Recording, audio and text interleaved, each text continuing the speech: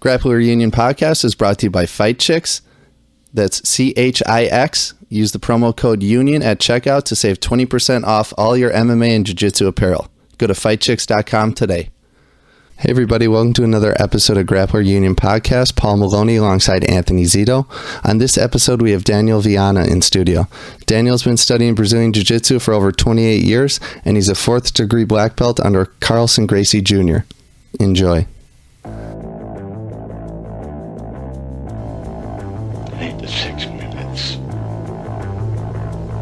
That's what happens in that 6 minutes. You told me using any technique that works. Never to limit myself to one style. Keep an open mind. We're not here just to take part. We're here to take over. In order to become more peaceful, in order for you to become better and strategize your life. What's up, everybody? Daniel Vianna in studio. Thanks for doing this, Daniel. Thank you. It's an honor to be here with you guys. Thanks. Yeah. Congratulations on your newborn. You just had a, baby girl 6 days ago? Second baby girl, yeah, 5 days ago. Uh-huh. Yeah, so I got a 3-year-old and now a 5-day-old. Oh, wow. So you must be exhausted. Yeah, the last 5 nights have been a little challenging, you know. So you were glad to get out of the house and come here, right? Yeah, I can escape. You know, my wife is awesome, and you know, we help each other out. Yeah. And we have a lot of freedom, you know, to do whatever we need to do. That's good. So getting out of the house it's not a big deal, you know. Nice. But you know, I have the 2 daughters. You know, my dad lives with me. I got 2 dogs and the martial arts business, you know, jiu-jitsu business, the academy, and the real estate business. So I keep myself pretty busy. Now you live in Chicago? I do live in Chicago, in Bridgeport. Oh, Bridgeport. Near okay. the U.S. Seller Field. Oh, nice, nice. And where are you from originally? I'm from Rio de Janeiro, Brazil. Okay. Born and raised in Rio. And you came here when? I came here in 1994. Oh, great. Right after the World Cup that Brazil won here in the United States. Uh-huh. Yeah. What brought you to Chicago? The World Cup, man. Well, no, it wasn't the World Cup. I came after the World Cup. My mother was living here. She was born in the United States, was raised in Brazil, came back to the United States when she was 18, studied for a year, then went back to Brazil, got married to my dad. My dad worked for IBM, and my mom always wanted to come back, wanted to see if he could get a transfer or something to come to the United States. And at one point in their marriage, things are not going well. They got separated. And my mom decided to come here because she had a friend here that worked for Varig Airlines. It was a big Brazilian airline based in Chicago. And her friend's boyfriend worked for Varig and told her, yeah, come to Chicago. I will help you out to get on your feet, find you a job and all of that. So she came to hang out, to stay with him. And then a couple of years later, I came. Very good. Wow. And how old were you then? I was 21. 21, yeah. Did you train in Brazil? Oh yeah. I came here when I came to Chicago. Was already a seasoned purple belt. Okay. Yeah, I started training martial arts probably around 10 years old. I did. I took a couple of self-defense classes from a guy that was from Carlson Gracie team at the time that lived in the neighborhood, and he was teaching kids in self-defense. Mm-hmm. So I started training with him. Then I actually met a friend of the Carlson Gracie family, you know, Carlson Gracie Sr. and Carlson Gracie Jr.'s mother, Marlee Gracie. And he told me, hey, you guys, you have to go train. Do you train any martial arts? I'm like, I did self-defense with Carlson Gracie guys. Like, that's it. You got to go train at Carlson Gracie School in Copacabana, which is an adjacent neighborhood of my neighborhood called Leme in Rio de Janeiro. Okay. So I met with the guy one day, you know, there were no cellular phones, there were no computers. I met with him on the street. We took a bus. He took me to Junior's house, Carlson Gracie Jr.'s house. I met his mom. I met Junior, and I started training with him. And for several years, it was the late 90s. So in 1993, my mom came to the United States. In 1994, I followed her because I just wanted to come here and learn English. Okay. My goal was learning English, you know. I was in law school in Brazil, wasn't like really digging it too much. Yeah. So I said, hey, I take a break for a year, go to the United States, learn English, come back and finish school. Okay. I stay here the first year, the second year, end up not going back to school and actually not going back to Brazil. Oh, wow. Yeah, and it's been 22 years now. So the culture, I'm sorry, Paul. Yeah, the culture in Brazil with jiu-jitsu at that time, was it like that was a thing, or was it just kind of like in like the garages? It wasn't like something like, oh, when you grow up, this is what you're going to do. It's kind of like, it wasn't really thought of very, very big. Well, it was already big. It was already big in the sense that, especially in Rio de Janeiro, there's several jiu-jitsu academies. Okay. You know, it was Carlson Gracie, Barra Gracie, Gracie Maitá. The Gracie family kind of had sort of a monopoly of jiu-jitsu. And it was big in Rio, and it started getting bigger in other states. Okay, in other cities and other states. So he went to São Paulo, went to the northern part of Brazil, and it was already something that people like consider and they recognized, but it had a bad rep. Being a jiu-jitsu guy wasn't being an athlete. If you're a jiu-jitsu guy, people look at you kind of funny. Like you're a thug? Kind of be a thug. You would, start fights on the street and beat people up because there's several guys in different places, in different academies. There were troublemakers and I thought that was starters. The Luta Livre guys.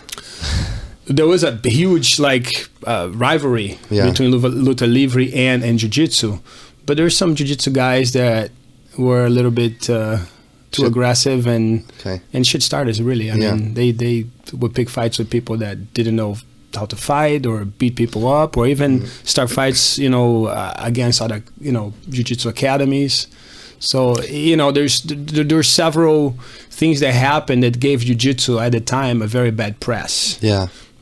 So it wasn't something that people, oh, this guy's an athlete. You were more like a thug, more like a, not a low life, but somebody that training for the wrong reasons. Yeah, exactly. Yeah. Something like that. Yeah. Interesting. Wow. So you were a seasoned purple belt at the age of 21 and you moved to Chicago. What was the jiu-jitsu scene like here then? There's basically no jiu-jitsu here. There's nothing. At the same time that I moved to Chicago, I think a year or two ago, another guy that used to train with us, also a black belt nowadays, but he stopped training, Paulo Bezerra. He was already here because he was working, I think, for Ernst Young, a big corporation. Okay. And then, he was from Carlson Gracie Copacabana in Rio. And he came here. I didn't know he was here, but at the same time I arrived, I found out that Junior was coming here to meet Paulo because Paulo already trained. Paulo was actually looking for places to train, and he came across Jeff New from Carlson Gracie Aurora.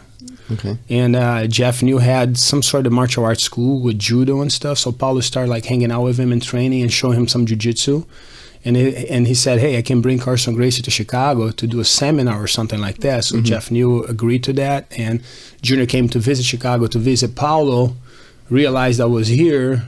And at the time, Ray Diogo, who has Academy in LA now, is a good friend of mine and old school Carlson Gracie guy, also decided to come to Chicago. So it was kind of like a perfect storm where the four of us came to Chicago at the same time. Wow. Right. Yeah. And met with Jeff New. So the five of us opened the first Carlson Gracie Jiu-Jitsu Academy in 1996, right in River North on Orleans in Chicago. Right, I know exactly. Where now Crunch Fitness is, where Jay Valco teaches. Yeah. That was the first Jiu-Jitsu Academy in Chicago, Carlson Gracie team. Wow. Yeah. So how long were you here before Carlson Gracie came out for that first seminar?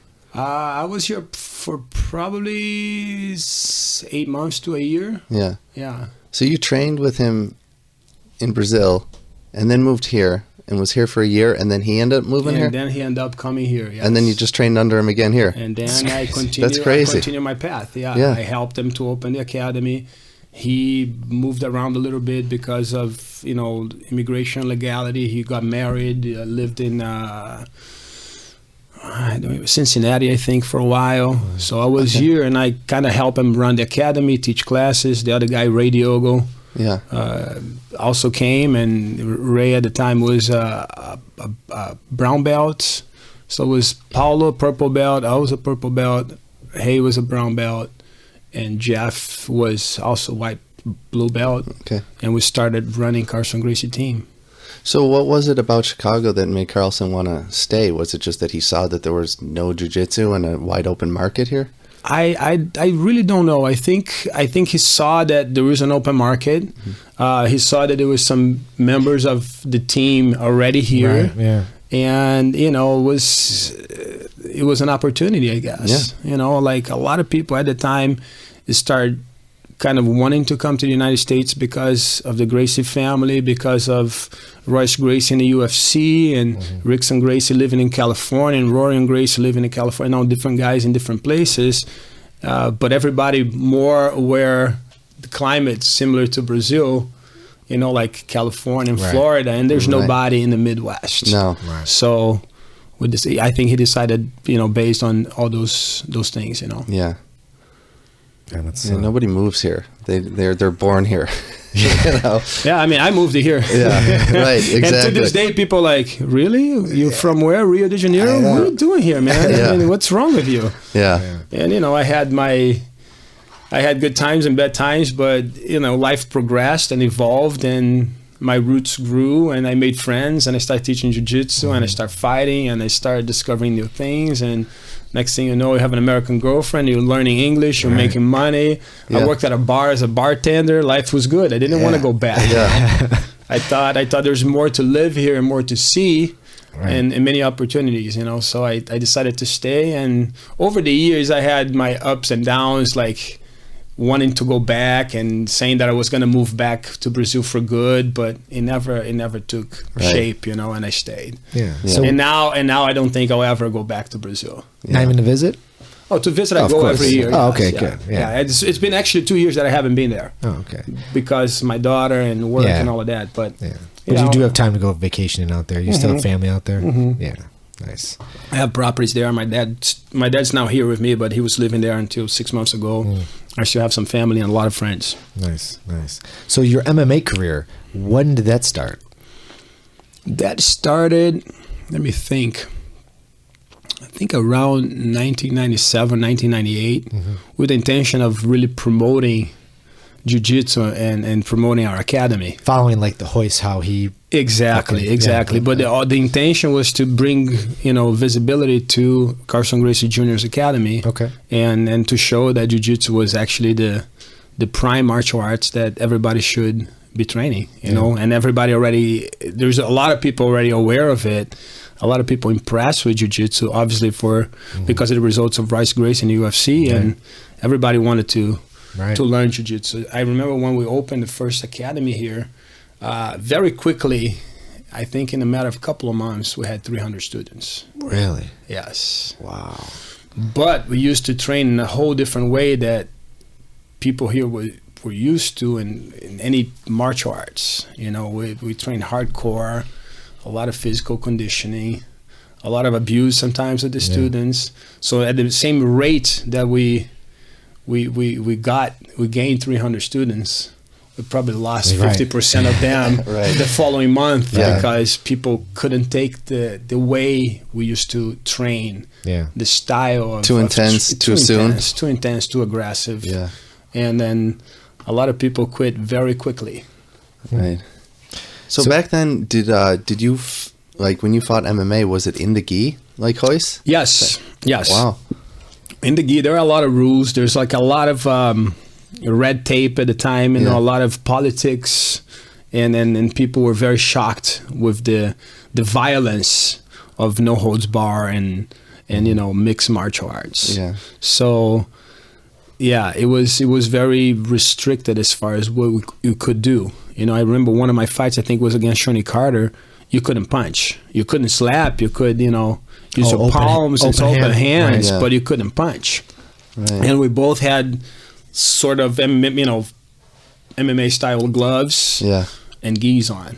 Did Shoney attempt a spinning palm strike? No. Okay. Did you win that fight? It was a draw, believe it or not. Okay. But I ended up on his back. I think I dominated the whole fight. And ended up, and he was very resistant because I choked the hell out of it. I mean, he didn't tap. Wow. And the fight ended, and there were no points. So if nobody would tap, the fight was a draw, and that's what they gave us. And that was for what What was the venue? If I remember correctly, it was Chicago Challenge, or maybe Ironheart Crown. Okay. That Joe Gauthier and Eric Moon used to put together back in the day, a long time ago. I don't know if you know who Joe Gauthier is, but those are guys that were in the scene of the mixed martial arts when they start coming up in Chicago, and they promoted a couple of good events. As a matter of fact, Joe Gauthier just reached out to me through Facebook, asking me if I wanted to fight one of his events jiu-jitsu events on February 3rd. So you still compete? Yes, actually. Yeah, I still compete. I got back to competition this year. Okay. I think for 14 years I didn't compete. Okay. I think my last competition was in 2001 at the Pan, and I fought Shanji Ribeiro, and I got armbar the first fight, and I stopped fighting after that, and I went back this year, and I fought several competitions this year, including the Fight to Win Pro and several IBJJF competitions, Worlds, Master Worlds, Pans. I fought a lot. So how's it feel to get back out there? Awesome. Yeah. Awesome. And I had very good results. Yeah. I was happy. You compete in what's your is it Masters 2 division? I'm Master 3. I'm going to be 44 now. Yeah, Master 3. And either middleweight or medium heavy. Okay. You don't try to cut a lot of weight. To middleweight, I did. Yeah. But, I think it was the last Chicago Open. I was very drained. Mm-hmm. I fought in Seattle, medium heavy. And then I had to drop. And the competition was like a week later. And I talked to Carlson Gracie Jr. and Jr. said, hey, the medium heavy is stacked. And I don't have enough guys to fight. I only have one guy to fight middleweight. I need another guy. Can you drop weight? And I'm like, I'll do it for you, but it cost me. It cost me because I lost the two finals on the gi and no gi because I was drained, pretty much done after a couple of fights, So there are a lot. Cutting weight still a big thing in the IBJJF. Oh yeah, I think so. Yeah. I think so. I think so. Especially if you're in the adult division, up to 30 years old, it's easy to cut weight. It's when you're younger, everything is much easier. Yeah, your body doesn't feel so much. Doesn't. So like, Paul and I plan on competing in the upcoming Chicago Open. Okay. For our first gi and in the IBJJF rule set. So you got what belts are you guys? I'm a blue belt. Blue belt. Yeah. And what age? I'm 41. 41. I'm a purple belt. I'm 31. Okay. Yeah. Right. So I walk around 133 with eating whatever I want, but I understand that to get the rooster weight, I gotta get to like 122, and then throw the gi on. You're at 127, I think. So I was gonna do light feather. At Masters 2, is what division I would be in? Yes. Are those guys cutting from 150 to? They're not doing that at that age, I right? don't think so. No. I think when you're they're my age. over, I'm not. Age, nobody's no going one's to be cutting that much weight. Some people will cut weight for sure. Yeah. But not that much. No, it's not going to be like. But a huge, my advice to you as a coach and as a fighter, fight in the weight you walk around. Yeah. You're always going to feel better. You're always going to perform better. Right. You're going to avoid injuries and. Right. Like when you come to a tournament that you have to do 3, 4, 5, 6 rounds and you cut that much weight, maybe the first and second fight you won't feel it.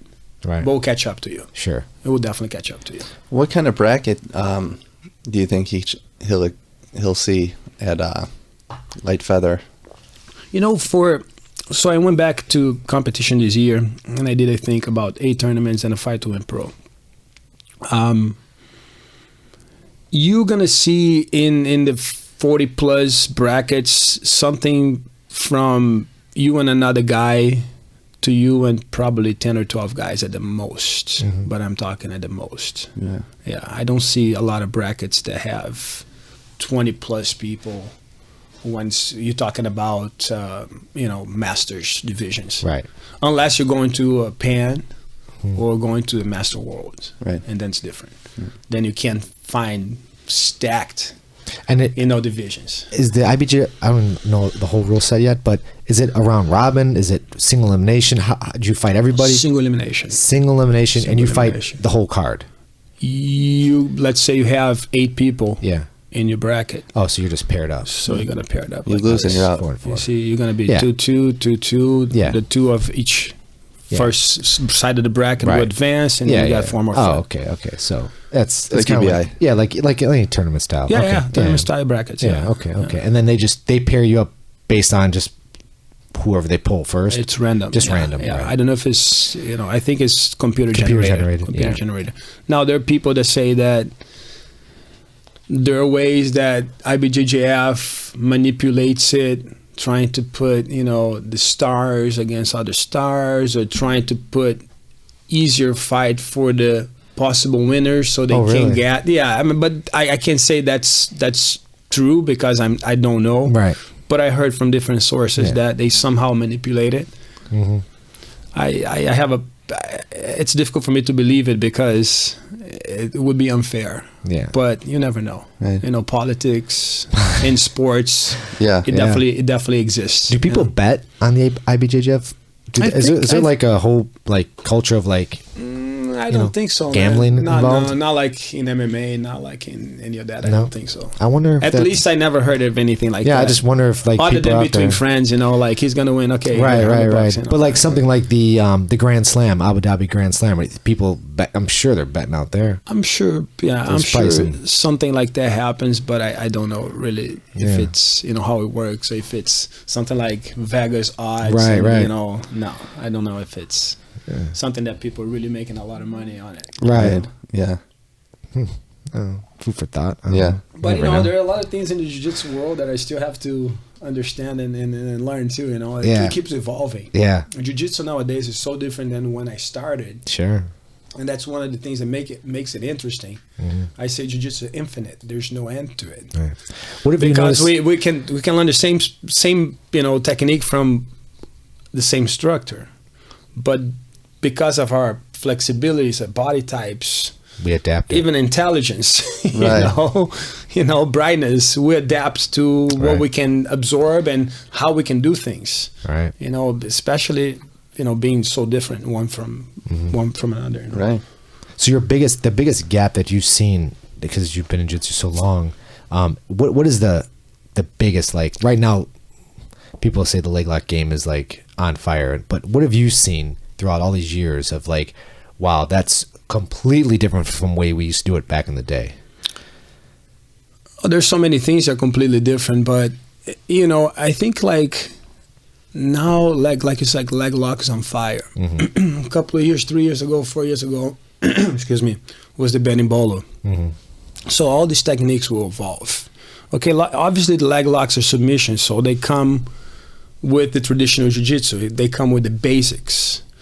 But everything else to me is fluff. I mean, berimbolo it's excellent for some people that are flexible and can actually do it, especially lighter guys. But when you come against somebody that's very experienced in basic jiu-jitsu, they can shut down the berimbolo very easily.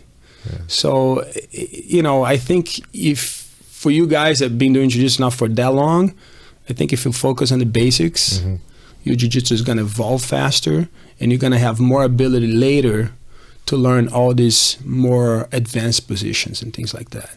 Okay. I don't know if that answers your question, Yeah, but no. I think jiu-jitsu had evolved in such a way that because of so many people practicing it, new things that are not really new come back to style. It's like fashion. Right. Yeah. But clothes are clothes, right? So, fashion comes back, but clothes still being clothes. Right. It's like in jiu-jitsu. I mean, things come from different sources, and sometimes they get renewed or reinvented or come back to style. But the essence of jiu-jitsu, doesn't change. And the basics will always prevail. Yeah, that's what I mean. That's why I've been doing as I go to like train like Alex Embry and stuff like that. I notice that the basic jiu-jitsu is like the pressure, the hips in, and just that squash and just sit and into the you. basic techniques Right. and the good passing of guard, Right. controlling when you mount it, not losing the position when you Right. take the back. All the very basic submissions that no matter what level of jiu-jitsu, you will continue seeing them. Yeah. The lapel chokes, the Right. kimuras, the arm bars. Right. I mean, it's, I mean, Carlson Gracie, his recent match, he choked the guy out. I mean, the guy knows he's gonna get your back and he's gonna choke you out. But yet he still does it every time. Carlson Gracie is, to me, one of the best actual fighters that still fight our older jiu-jitsu style and is still winning fights. Right. You know, and if you look at Roger Gracie, for example, the same thing. 10 or 11 times world champion, and they're like tournaments that he submitted 6-7 black belts in a row with the same movement. Yeah. He got mounted and lapel choke him, collar choke him. They can't stop it. You see, I mean, it's you know, it boils down to the basics. You know, if you're fighting in that level, I mean, you can know all the fluff and all the you know, new stuff. When you come against a guy that's so well, you know, trained and so well seasoned and know the basics, most likely you're going to see that guy winning with some basic stuff, with some basic submission, some basic control. Right. So how do your classes? How do you structure your classes? Do you teach every class? Do you have like? No, I do not teach every class. I have a few guys that help me out. I have a black belt that's actually not my black belt. I didn't form him, but he came from Indiana. Referred to me. He's trained in several places, but ended up getting his black belt from Atos under Andre Galvão. His name is Evan Mainweiler. Became a great friend of mine and helps me out with the academy a lot. So he teaches classes here and there, and always teaches the Tuesday night classes, the no-gi classes. And I have my brother that's also a fourth degree black belt, Daniel Vianna, that actually started the academy that I'm running now. Okay. He was the start of this academy. How did that go down? Well, Pedro came to Chicago before me, and then he left and went back to Brazil, and then came back and went back and came back. But when he came back the last time, he decided he was not going to train under Carlson Gracie Jr., and he was going to open his own business. Okay. So he started his own business about 11 years ago. And about 6 or 7 years ago, he changed locations. And 3 years ago, he decided to change his career. He decided to become a Chicago police officer. Okay. So he went through police academy, became a police officer, and he was in between selling the academy or just closing it down. Wow.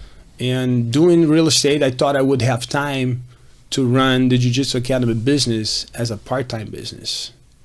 But he just gave me the academy. He handed the keys to me and said, "Hey, have fun." Wow. So you were only training there at the time? I was only training. I wasn't teaching. Okay. I wasn't teaching because after I think it was like in the early 2000s, I'm like, okay, MMA wasn't giving me that much money, and I changed focus on my career. And I said, well, I'm going to continue doing jiu-jitsu. I'm not going to fight MMA because he's not paying me. I started doing real estate because of a friend of mine. And instead of getting paid $500 per fight and having to spend everything with medical bills sometimes, I started selling houses and making $5,000 per sale. So I'm like, okay, it's no-brainer. I mean, I'm not going to get punched in the face, and I'm going to get so much more money doing this. So I started doing mortgages and real estate, and I stopped actually teaching. Fast forwarding when my brother said, "Hey, I'm either gonna sell this or I'm gonna close it." I'm like, I couldn't let him close the academy because he was already very established, and I wanted to go back to jiu-jitsu and start teaching because that was my happy place. Sure. So even though real estate gave me, financial freedom, independence, and all of that, I always wanted to go back to jiu-jitsu because I'm opening magazines and watching videos, and most of the guys that are in evidence, they're like doing great stuff and winning tournaments and being all the magazines are friends of mine from Brazil, from Rio, people that I trained with, I fought against, and I'm like, hey, I should be doing this instead of just doing real estate because of money. Right. Yeah. So I went back to my passion, I went back to my roots, and it's been 3.5 years now that have been very, very happy years. That's great. So your brother became a cop then? He became a cop. He's now pretty much almost in the SWAT team. He wants to be a SWAT member. So he's your older brother? He's my younger brother. Oh, younger brother. How? I'm 43. Pedro is 41. He's my age. Yeah. Oh, okay. Yeah. Nice. Wow. 1975, right? 75. Yeah, exactly. November 5th, 1975, his birthday. Nice. Hey, he just became a cop now. Yeah, he became a cop 3 years ago. 3 years ago. Now So- he's getting into the SWAT team and doing all the training and stuff. I mean, it's funny that everything boiled down in his life to become a special force type of, cop. Okay. Because he's, versed in so many things. He has 2 black belts. He do like sword fighting, knife fighting. He's an avid shooter, skydiver, climber, Wow. you name it. So the guy is, it's a hybrid dude, Yeah. Yeah, That's he pretty can cool. do pretty much everything. Nice. So, did you have to leave real estate to run the school, or do you do both I now? still do real estate. Oh, I still, have my license. I still sell to clients and past clients. I don't chase anybody anymore. I don't do cold calling. I don't look for new clients. Right. But I work on referral basis only. Yeah. So I still have repeat clients that come to me, and I also buy, rehab, and sell with a couple of friends. So I have a little investment real estate kind of business. So did the 2008, did that have a big impact on you? Big impact, man. Yeah. A big impact. And I think that was what made me start thinking, hey, maybe I should be doing something else. Mm-hmm. Because we went through tough years in real estate, More in 2006, 7, 8. I mean, 8 was already Yeah. the top of the disaster. Yeah. Is this something you saw coming since you were in it like that? Yes, I saw it coming. Yeah. I saw it coming years before Yeah. when I was doing mortgages. Yeah. And people were getting 110% financing. Jeez. Yeah. You didn't have to have a pay stub or anything, just a pulse. People will give you a loan. Wow. They would like say, "Oh, what's your name? Sign your name. Let me see your pulse." That's Yeah. Okay, you have 80 beats per minute. You're alive. Yeah, I'll give you a loan. That's how people got loans. Loans back then. Yeah. So he was, Jeez. yeah. So it was a disaster, but I survived and went through the tough times and Right. I continued selling real estate. Wasn't doing as well as I used to, but continued doing it and it worked out. It worked out because I started the jiu-jitsu business thinking that this is gonna be just a part-time gig. I'm just gonna run the school kind of, but then it quickly became kind of real to me that that's what I was supposed to be doing. Yeah. I was having a lot more fun, not making a lot more money, actually making a lot less Money, yeah. Right. but I was a lot happier. Right, And exactly. That's what matters. Something Yeah, that's more important. We're only here a certain amount of time. Yeah. I mean, Yeah, and that Money even isn't like everything. sunk in even more when I took the academy that year. I had several things going on. So I had the academy, I had the real estate, the real estate investment. My wife was pregnant with my first daughter. So there are a lot of things going on. And I took the academy from my brother in April. And the rest of the year was very busy. And going into September, I think, I start feeling kind of weird and tired. And I had just turned 40 years old. And I kind of thought that, age had hit me. Because I was training and I wasn't training well. I was getting super tired, sluggish. I didn't know at the time that I had a heart problem. I had a heart condition. Oh, wow. My daughter was born November 26. On Christmas Eve, I had a heart attack. Whoa. whoa. I had a heart attack at 40 years of age. And I pretty much died. They actually shocked me and revived me on the ambulance. When we call it 911, ambulance took me. Yeah. And I passed out on the ambulance. They had to shock me. So I had to go into surgery and they put a stent in my heart.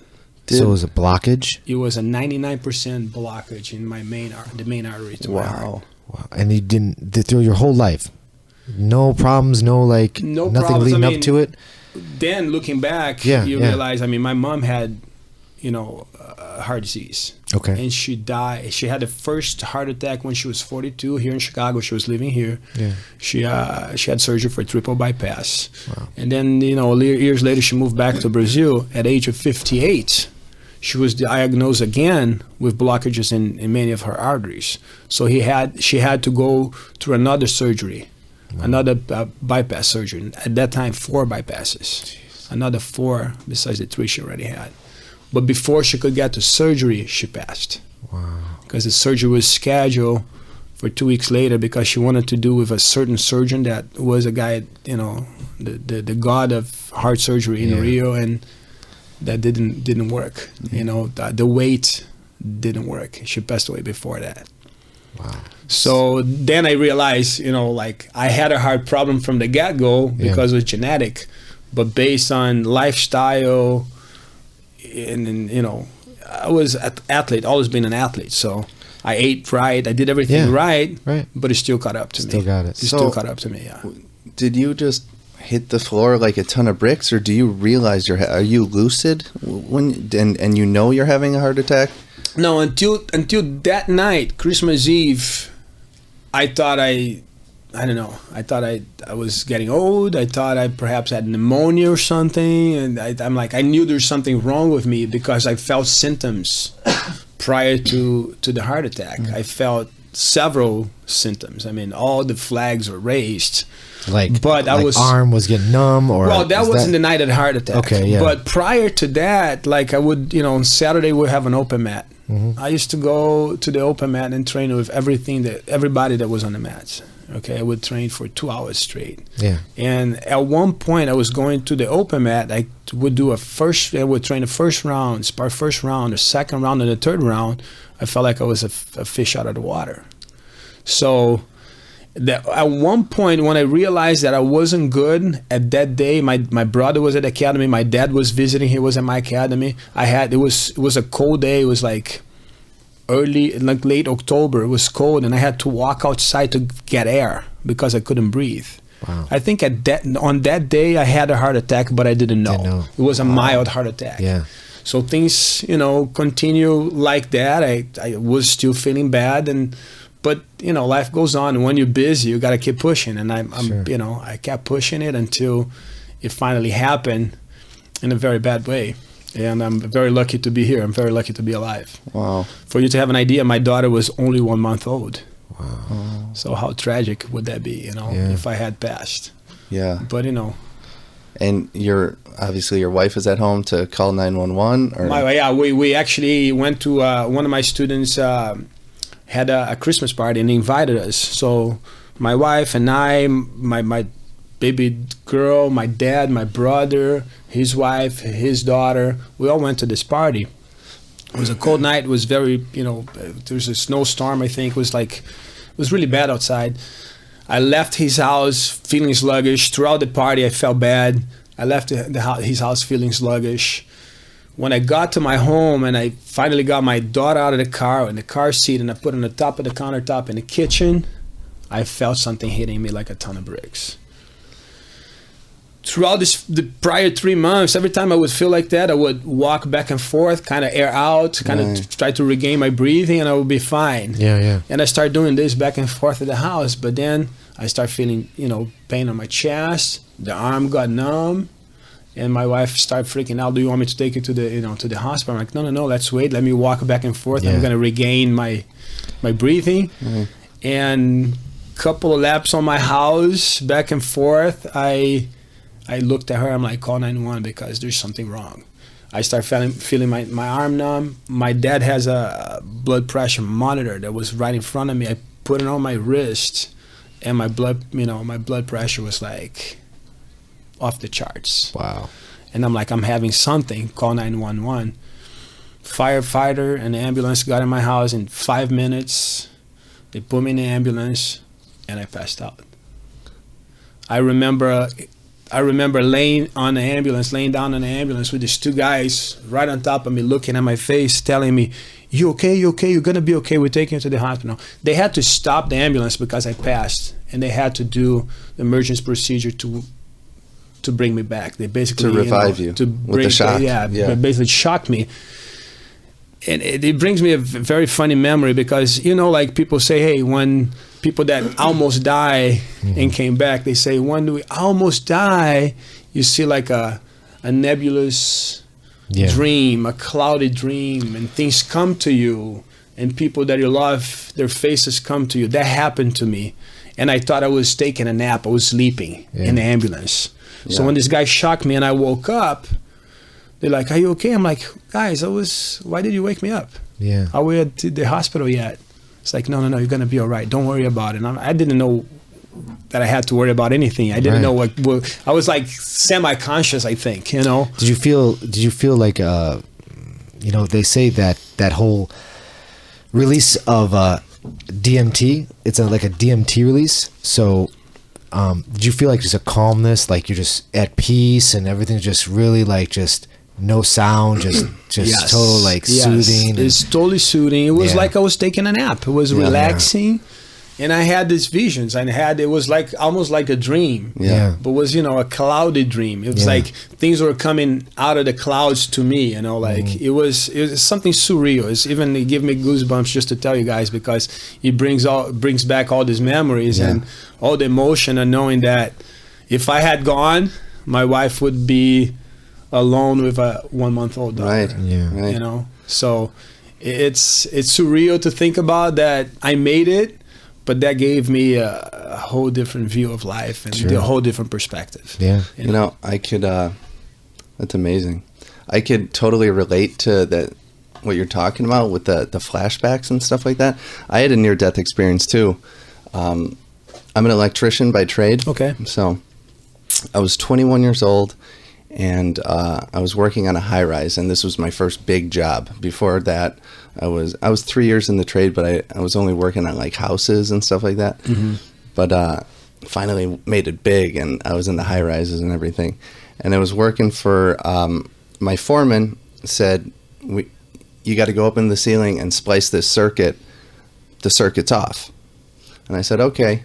And there was this little access panel to get up there. It was about 2 foot by 2 foot. So I set my ladder up, opened the access panel, and I had to do like kind of like a diving squeeze up through it to get up to my armpits. And so I shaved the insulation off the wire, and I go to splice it, and the copper hits my finger, and my other hand was touching a sprinkler pipe, and boom, just latched onto it. Oh man! So I was getting electrocuted, and it's not like in the movies when you see like they're like ah, and they're shaking and their hair goes up like Einstein. Right. You're Just still. tense up. You're just tense up. Yeah. You tense up. You're totally still. Every muscle in your body contracts. Yeah. You know, and I was like, holy shit, I'm being electrocuted right now. You know, my whole upper body clamped shut, every muscle, but I could still move my lower body. So I kicked my ladder off the ground, and now my legs are just flailing. Now all you see is Paul's legs Incredible. just flailing in the ceiling, right? Still couldn't get off it. And this access panel was close to a wall. So I started pushing off this wall as hard as I could. I'm stuck in the ceiling. I started pushing off with my legs on the wall as hard as I could. Couldn't break free. So I started kicking the wall as hard as I could to draw attention to somebody. I put about 15 holes in this wall trying to draw attention. No way. Yeah. Finally, 2 guys walk in, and 2 laborers, they look up into the access panel, and I could look down and see them, but they can't really see me because it was dark in the ceiling. So they think I'm hanging. So they didn't want to like pull me down or anything. And all I wanted to do was say to these guys, like, pull me the fuck off this thing. But I couldn't because my jaw was clinched shut, was locked shut on my tongue, you know? So as soon as those guys looked up at me, I looked at them, down at them, and they walked out of the room. Right after that, I go, I'm dying. Yeah. I'm going to die. I'm 21 years old. I'm going to die in this ceiling. And that's when I had your life flashes before your eyes. And I remember riding my big wheel down McFicker Street in Portage Park as like a 2-year-old with my parents sitting watching me from the stoop in my old neighborhood. Yeah. Clear as day. Really? Yeah. And it was like a very calm kind of like, okay, I'm just floating away to my childhood again or whatever. And at that moment, 2 of my coworkers came in and just grabbed me and pulled me straight through the ceiling and all came with. And it was like a crime scene. My arm was all cut up from the ceiling grid getting pulled through, and I was like spitting up blood because I almost bit my tongue in half, and it was a mess. My finger here, you see that right there? I see it. Zena? That's where it went in. So it burnt me so bad, it burnt me down to you could see my bone. Jeez. Yeah. Yeah, I got two friends, electricians, one for CTA that trains at Carlson Gracie Jr. Academy at the headquarters, and another guy that was an electrician by trade too, and they have stories like that. Anthony Cruz from Carlson Gracie team got too close to the rail line, and the thing just like sparked on his face. He got his face all burned badly. Yeah. And this other guy, Rich Seldom, that was an old student of mine. This guy, I mean, almost died, but got badly burned and his bones kind of fry. I mean, he has problems to this day. What was his name? Rich Seldom. I actually know Rich. Rich used to like promote some MMA fights. So and stuff. Rich actually came to my office, was introduced to me by another client of mine from my company. And he's like, hey, listen, this guy Rich is opening up a restaurant soon or a bar. He's like, I'm going to send him over your way. So Rich came to my office, and I think I talked to you about him maybe a little bit, but he started talking about old school days, about him promoting MMA, and I'm like, oh, wow. And we just started hitting off. He's like, I train jiu-jitsu. Because I was wearing a jiu-jitsu shirt. Yeah. And he's a great guy. But his arm was all, Rich still trains he takes private class from my brother for a long time. Yeah. He still comes around every once in a while. He's a great friend of ours, and I can't even tell the story exactly what the way it was, but it was so bad that to this day he's still suffering from things that happened from when he got electrocuted. Yeah. I mean, he has burns on his hands that you can see. You know, like the shock was so intense that I think he has like hip problems and bone problems because he pretty much got fried. Yeah. Yeah. It was it was very scary. Like the most helpless you'll ever feel in your life, because it's just like, it's a sensation you'll never feel. There's no way to describe it. There's no way to describe it or reenact it unless you're actually getting electrocuted. And my experience wasn't the same, but I also felt that feeling of like calmness and, you know, peace. Yeah. It's very, very weird, man, because you hear stories and you see sometimes in movies or whatever, TV shows, something being enacted like that, you know, like you almost die and you see things and people think that it's BS. In my experience, it was pretty real. Yeah. And it was like this. It was like from this nebulous, you know, cloud, from this kind of like foggy thing, pictures and things were coming clear to me, you know, like they would come through the clouds to me kind of thing, you know. It was weird. And I woke up, I'm like, why did you guys wake me up? Are we at the hospital yet? And like, okay, dude, you're right. You're going to be fine. At that time, I had no idea what that really had happened. Yeah. Then it kind of like, I processed everything and I got to the hospital. There's like a huge staff already waiting for me. People like wheel me in real quick. Start like taking my clothes off, gave me all kinds of medicine that wouldn't take the pain away at all. It was like a elephant was sitting on my chest. Really? And they like, you having a heart attack. And I'm like, how is that possible? And they like, you need to go into surgery right now. The surgeon is getting to the hospital. It's like Christmas Eve, right? One of the best cardiologists in the state was on call, was on standby. So he comes from home and, you know, operates me right away. And basically at the operating table, I passed out again. And he had to like, he didn't shock me, but he had to like bring me back with medicine. Really? So I almost went, you know, to twice basically. Twice. Wow. Yeah. And then thankfully, I'm here to tell the story. So what's the recovery like after something like that? I mean, it's been 3 years, but I mean I recovered pretty quickly. I remember like in about a week and a half, I was already at home wanting to do things. I mean, it felt weak and all of that, and kind of like they tell you not to do a lot of things. So after, I think 2 or 3 months just chilling, I started cardiac rehab. And then they take you to at the hospital to kind of like a fitness room and Sure. stuff, plug you in and have you do exercises. You start walking or just, pedaling with your hands, and you start doing like all this mild cardio exercises.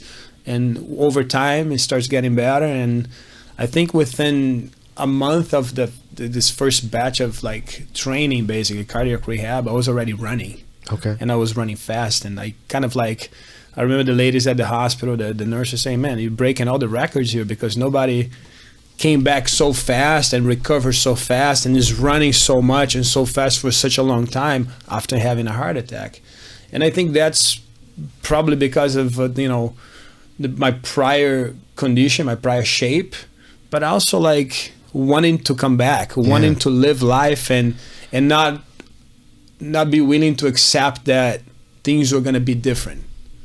Because all the studies and all the statistics, say that once somebody has a heart attack, there's like so many percent, the 80% of chances that they're going to become depressive or life is not going to go the same way because they're going to be afraid of this, afraid of that, not wanting to do this or not wanting to do that.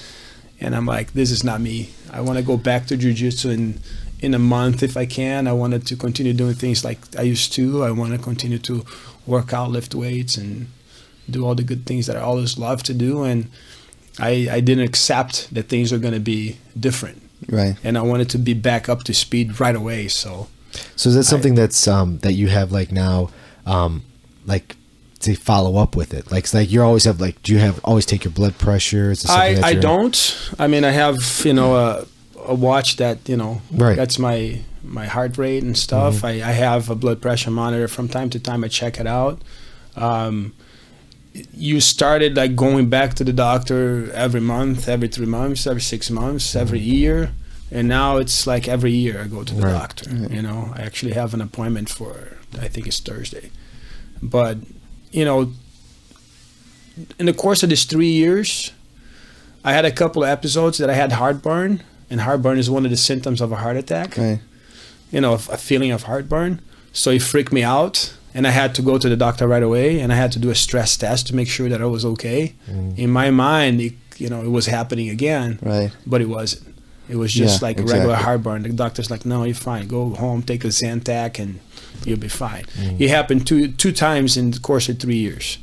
The second time is like, listen, man, all your tests are good. You're still blowing, everybody out of the water when it comes to a stress test and running all of that. You're fine. This is just, it's in your mind right now. It's amazing what the mind can do, right? It's in your right. mind. You're fine. Just Right. keep telling yourself you're fine. If you have a heartburn, don't call me right away. Take a Zantac. Unless you're feeling the numbness of the arm and other symptoms. But just the heartburn, it's probably something, related to your digestive system and stuff. Like, hey, I always been perfect. I never had digestive problems. He's like, yeah, but you've never been 42 years old, right? I mean, Right. you get older, Right. problems, start Sure. to appear, to show. So they could put like a dye through your bloodstream, right? And then look at it under the MRI and tell if there's blockage. Yes, the blockages Yeah. and stuff. Yeah. And right now, I mean, I have no blockages or anything. Yeah. But Well, congratulations. perhaps I have minimal blockages and I don't know. But the problem can reoccur Yeah. because of genetic problem. But I still work out a lot. I still eat healthy, and I still do everything that I do. And if it happens again, man, it's just destiny. But Right. if it depends on me, I'm gonna keep pushing forward until I'm 100 years old. Speaking of pushing, like, is that something you think about when you're sparring, let's say? No, you don't think about anything when you're sparring. Well, exactly. But You think about what you're doing. when It's pure meditation, when the bell rings and you've already sparred 3 7-minute rounds, do you say, I'd like to go for a fourth, but I better? No, you just go that's right not in. me. That's Okay, not me, man. good man. I don't even take breaks between. Exactly. If you're between gonna sparring, die in the mats, right? Die doing something that you love, right? Yeah, I almost died in a ceiling at work. How depressing would that have been? You know what I mean? God. I see it that way. I mean, if you love something that much, Yeah. and if you die doing it, it's a happy ending. Exactly. I always surf too, and I see like I appreciate big, riders, big surf, and I see these guys surfing monster waves, and the risk is there, but they're there, right, because they're doing what they love. Yeah, they're like pushing the envelope to do better, to catch a bigger wave, and nobody's that's more how alive. they want to be remembered. You know? I want to be remembered like a dude that was a fighter and that didn't give up, and something happened to him that could completely change the course of his life, but only made him stronger, only made him push farther and wanted to live better and live more and teach more people and help more people out. And it completely changes the perspective that you have, about life. It changes the way you think, the way you do things, the way you see the world and other people. It's weird, but So I think it makes you better. Everyone should have like a near-death experience. Yeah, you really got appreciate one? it. Maybe. I mean, I didn't. My only near-death experience is when I was. It was bad. I don't know. This could all be a dream. I don't even know. But when I was in high school, I bought a 1968 Mustang Fastback. Okay. Right. Just straight pipes, loud, and we were TPing my high school, so all the guys.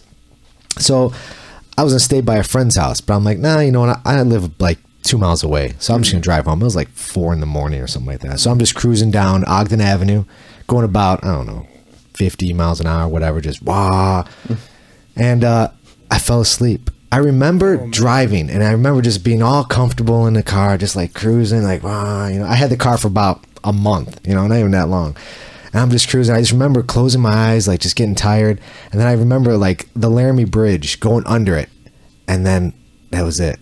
And then I just hear this loud noise, boom, this crash, da da da. I'm like, and I'm just going with it. I had no seatbelt on. There was no seatbelts in those cars. Forget it. So I just remember just loud noise, and I'm like turning the wheel, like still asleep. My eyes aren't open, and I wake up. I just open my eyes, and I'm like, what the heck? And I hear the engine just like full, like the pedal was fully on throttle, and that thing was so loud. And I'm upside down, so I'm like, what the heck? And I wore glasses at the time, so no glasses are on.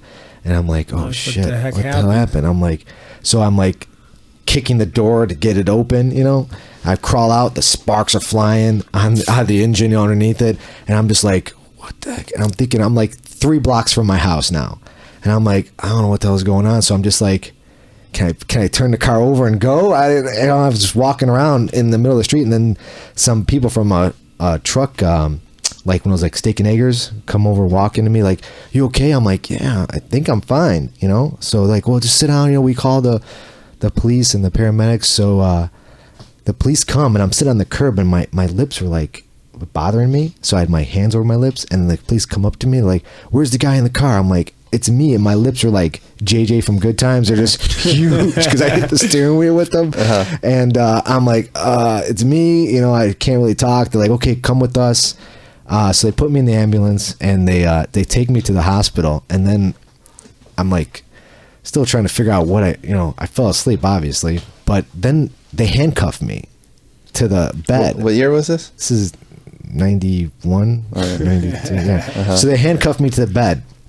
So I'm like, oh, what the hell? Why are you handcuffing me? Like I'm in like one of those like straight things where you're all like neck is all in the brace and everything like that.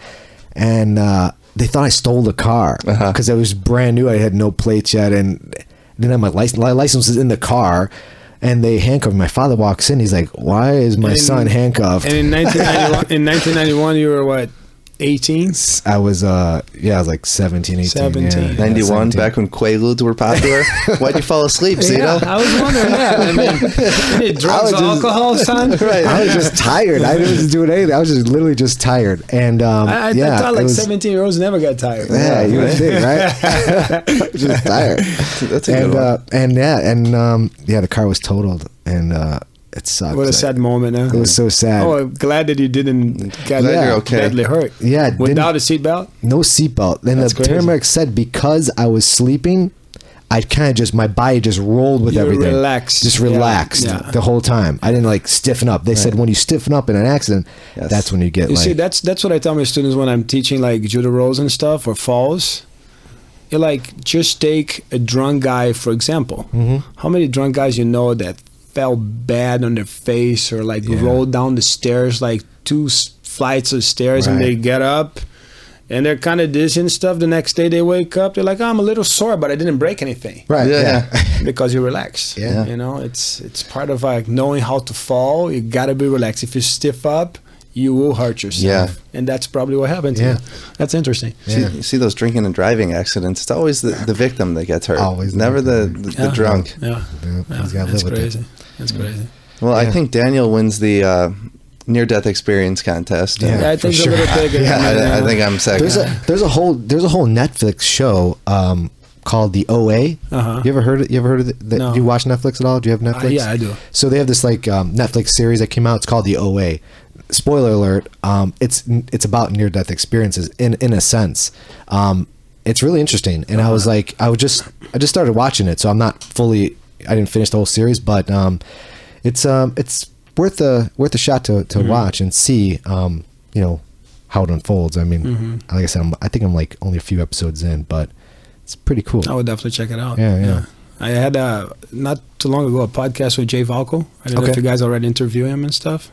We have him on the schedule to do. He's a super nice guy, good friend of mine. He used to train with us back in the day. Yeah. And then went on his own and stuff. And it was basically about the near death experience and going back to competition, and we talked about all of that too. And a lot of people are like, wow, man, I didn't know that you had a heart attack. And I'm like, yep, it did.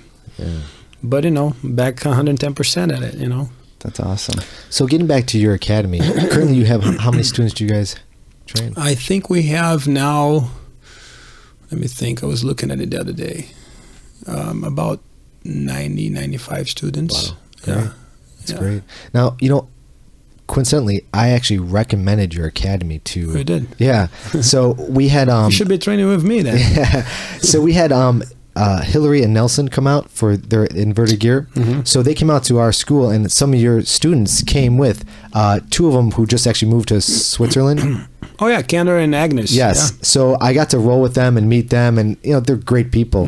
And I miss him a lot. And so I was doing I went to cryotherapy over in Edison Park. Okay. And the lady who actually owns it was asking me. She's like, "Hey, looking to get into jiu-jitsu," because I told her this is why I'm here, because I'm trying to recuperate from jiu-jitsu. She's like, "Yeah, me and my husband and our kids want to get into it." I'm like, "Oh, you should check out your academy." I was like, check, because I know that they're a Vianna family brothers. and you guys are more family oriented. I don't think personally 10 Planet Chicago would be a good fit for them. They want to do gi. I said this would be more traditional. You should go check out them. I wonder if they ever did. I don't know if she ever did. But do you remember her name? I don't recall her name, but she owns the cryo lab or Cryo Chicago. It's in Edison Park. It's funny because we got a lot of referrals from different people from different academies, and then always wondering we never met, me and you. I mean, we met a couple of. How do you know about us? How do you know we're a good academy to refer? Right. I try to refer to people things that I know are good. Your students who came to our gym are great Good people, and you're just like, wow, I can totally train with you, and I'll definitely refer. Good. That's just, they're good representatives of Vianna Brothers. That's very awesome. good. Yeah. It's sad to see when I see them on Facebook and they're going to switch. I'm like, oh, it's so. Yeah, then Switzerland now. Yeah, but that's great. I still follow them, on that's Facebook. Cool. So Agnes it's awesome. She.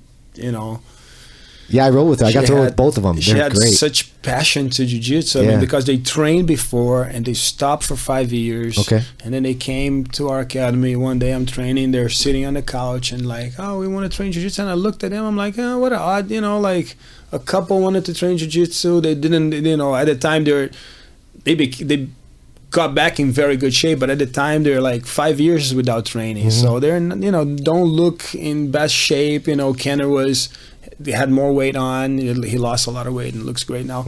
So I'm like, they want to train jiu-jitsu. I'm always wondering when new students come in, how long they're going to last, right? Okay. So I'm like, these guys are not going to last. They're not going to last too long. But then, they stay with us for 2 years, and Agnes was one of the most dedicated students, you know? And she started promoting our academy and doing women's camps, bringing Sophia Drysdale and other girls to teach and going to, overseas to Mexico here and there to train with these girls and promoting jiu-jitsu for girls. She created a brand tapped by a girl. That's pretty cool. Yeah. And it was a good 2 years that we had together. And unfortunately, they had to move, because of a new job that she got to go to Switzerland, which was a great opportunity for them since she is Polish and her family is all in Poland. Right, yeah. So she's like, I'll be closer to home and, living the European lifestyle, especially in Switzerland. Yeah, especially Switzerland. It sounds pretty cool. It does. It sounds pretty cool, yeah. Yeah, it's great. Yeah, but thank you, man. Yeah, you guys should come and roll with us. Yeah, I would love to. Yeah, do you guys have open mats and stuff like that? We do have open mats on Thursday nights and Saturday, 11 a.m., 11 to 1. And it's, we're a pretty friendly academy. I allow anybody to come in and train with us. Don't charge mat fees, and I just want more people to come through and give us more experience. Every one of us have different experience and can teach something to each other, right? Right. Jiu-jitsu never ends. No. And if you think you know too much, you really don't know anything. Right. Exactly. Yeah. If you really think you're, the greatest thing, and you just don't know much. So 2017, you're looking to compete a lot more, and I do. Like last year was my year going back to competition. So I did the Pan, I did the Worlds, I did Seattle Open, I did the BJJ Pro in Atlanta, I did 2 Chicago Opens. That's a lot. Yeah. Just the only two tournaments that I didn't place were the most important ones. The Pan was my first tournament coming back from the early retirement, 14 years without competing. Okay, we'll let that one slide then. That one I lost was a 0-0 fight. I lost by an advantage to the guy that actually won the whole tournament. Wow. I became friends with him, and he's like, dude. And then one of the toughest guys I fought ever. Really? And he's like, where were you? I'm like, I haven't competed in 14 years. He's like, I can't believe it. Yeah. So that one was like, I really wanted to place, right? So Right. going back first, That's but as close as maybe it it gets, was yeah. wishful thinking, right? 14 years without training, you go to a caliber of Pan tournament, Right. and you want to win it. I'm gonna take it easy, bro. Yeah. Maybe you gotta fight a little bit more before you got that one. Yeah, Right. yeah. So I lost that one. Then I fought BJJ Pro in Atlanta. I won my division, and I won the absolute division. Wow, absolutely. So it's being BJJ Pro, I got paid for it. I Yeah. got a check. It was pretty cool. I fought in Seattle. I won Seattle. Chicago, I either won it or took second or third. But, in both divisions, gi, no gi. And then I went to the Worlds, which was the last one, where Carlson Gracie Jr. actually fought, and it was his comeback, and it was pretty cool. Right. And Carlson Gracie team won, the men and the women's divisions, on gi, and I think no gi too. I don't recall exactly, but it was awesome. But that one, I won my first fight by submission, and I lost my second fight by the guy that actually won the previous year and this year. It was a 4-0 fight. He scored a couple of sweeps, and that was it. Yeah. And then I came to fight the Fight to Win Pro here in Chicago, and I fought Mike Sim from Mark Vives. Okay. Yeah. Yeah. You probably met him before. And I finished him with a triangle choke. Nice. Yeah. It was a single fight. Do you do primarily gi, or you do both? No gi. I do both. I love the gi, but I don't have a problem with no gi. I think it's both kind of like they're everything is jiu-jitsu, but different styles. One is a faster fight with less resources. The other one is a slower fight with a lot more resources. Right. And I appreciate both, and I have fun doing both. Yeah. And I couldn't tell you if I'm better with gi or no gi. I mean, I let people decide for themselves. But So I like both, and I'm comfortable. So your first with tournament back will be in. Are you going to do like Chicago Open in April? Man, so I wanted to go to the European. Yes. The European Open, IBJJF, which is happening Next week. next week. Yep. But because of the birth of my new daughter, I decided not to go. Okay. But a month and a half ago, I hurt my elbow. And it was an injury that I had since 2001 when I fought Xande Ribeiro, and he got my arm, and pretty much messed my arm up. Yeah. I got better from the injury, but over the years, every once in a while it flares up again. Mm-hmm. So this last time, it got pretty bad where I lost a lot of the range of motion in my arm. I can't straight more than this, and I can bend more than this. When I can touch on this side of my shoulder, this I can't. Wow. So the extremes of the joint develop osteoarthritis, which are basically bone, how do they call it? Calcium? Yeah, it's calcification, bone spurts that grow in different parts of the joint, right, and kind of restrict motion and movement. So I tried to avoid surgery. I took a cortisone shot. It got better, but then it got worse again because I went back to the mats.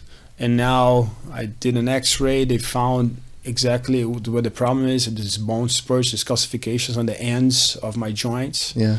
And I need surgery. So I did a CT scan a couple of days ago. Friday I go meet the doctor to decide what type of surgery I'm going to have on my elbow. So that kind of put a hold on my plans of starting this year strong with the competitions. And most likely, depending on the surgery, it's going to be 2 to 3 months to recover. Mm-hmm. So I'm looking into mid-year start competing again right away. Right. I mean, as soon as I can. And they're telling me 3 months, I'll probably be good in a month and a half. Because I'm going to overwork that and kind of like beat it. But I got a little down because of that, because I really wanted to compete from the get-go. Right. Like starting January, February, I wanted to hit the pavement running, but I'm going to have to put a little hold on my plans to continue what I started last year. Right. And I think competition is important. It's very important. I started doing again to motivate my students, and to continue to grow, to continue to grow in jiu-jitsu, to continue to learn and to continue to get better and improve. So I think everybody should compete. It's part of the journey, and will definitely help in your development. Yeah, for sure. No, I mean, I didn't think I was going to compete, and I for sure and 100% I compete all the time. I have it's kind of a love-hate relationship. Yeah. With competing, because you love it when you're there competing and when you're done, but the whole preparation to it, to get to the competition and the nervousness, the nerves and all of that, The diet, the training, everything. The thing is just staying healthy. Stressful, It's the you know what, the only thing that my biggest thing is just staying healthy, like not getting injured in a roll or whatever. That's the only thing. Like, I love the training. I wish I could train 7 days a week all day long. But it's just like, you get a little injury here, a little injury there. You're like, I just gotta recover quicker. How can I recover quicker? I'm just constantly looking for different ideas of recovery. Like, I got arm barred like 9 weeks ago, still bugging me. I popped the rib and my back still bugs me. Listen, man, I want that magic pill. Get me back to zero. You want a magic pill? Die and be born again. Right. You got to die and be born again, because at 40 years of age, I know, things will tend to get worse. Yeah. And jiu-jitsu is very harmful. Yeah. Sometimes you're doing harm to your body that you don't know. You're only going to find out 2, 3, 4 years from now. Right. So do you do a lot of, what do you do to recover, to help your body out? I like swimming. Okay. Swimming helps a lot.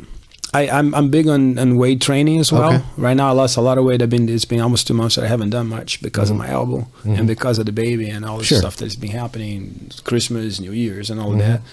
But I think, proper diet, swimming helps a lot.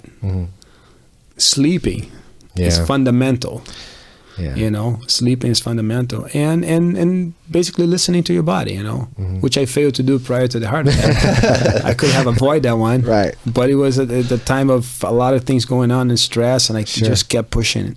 Yeah. But I think that's what I usually recommend to people: sleep well, eat well, swim, lift weights, and train as much as you can. Right. Keep your body conditioned to that type of exercise, because jiu-jitsu is different than anything else. Right. Jiu-jitsu is different than any sport. I've had marathoners, triathletes, you name it, any sport you can imagine, have come through our academy, And these are athletes that are in good shape, and when they do jiu-jitsu, they're like, man, the day after it was sore. Yeah. But I ran a marathon and I didn't get sore. Exactly. I'm like, yeah, it's a whole different ball game. Yeah.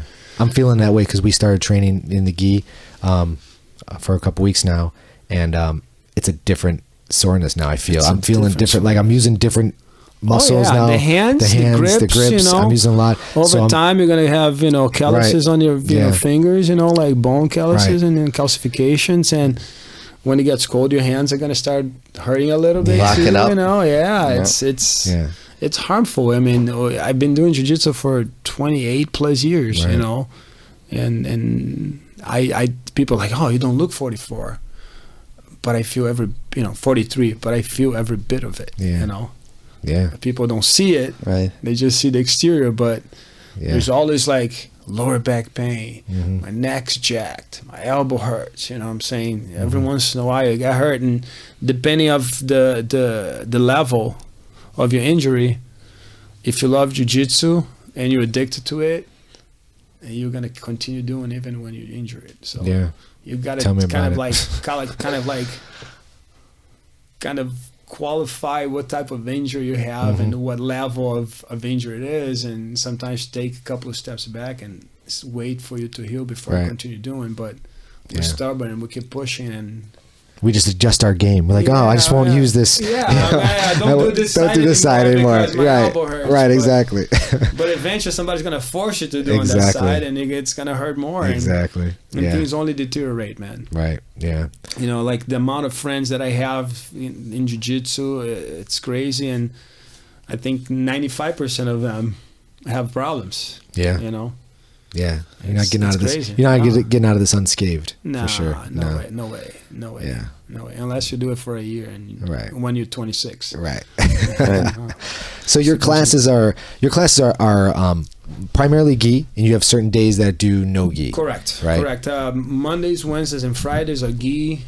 Tuesdays and Thursdays are usually no gi. Okay. But we changed a little bit this year on the Thursday night. Instead of doing just no gi, open mat, no gi, we do open mat, gi, and no gi. So whoever wants to do gi, whoever does want to do no gi, does no gi. And you have a fundamentals and an advanced class throughout the week? Is that how you split up your fundamentals time? and advanced. We also have kids class. Oh, okay. My brother teaches the 10 a.m. class as well. Do you have a competition class? We don't have a competition class, but when it's close to competition, we kind of like change the format of the class a little bit, do more drills or, harder, workout. I mean, we always do good conditioning in every class. Yeah. Our classes are 1.5 hours long.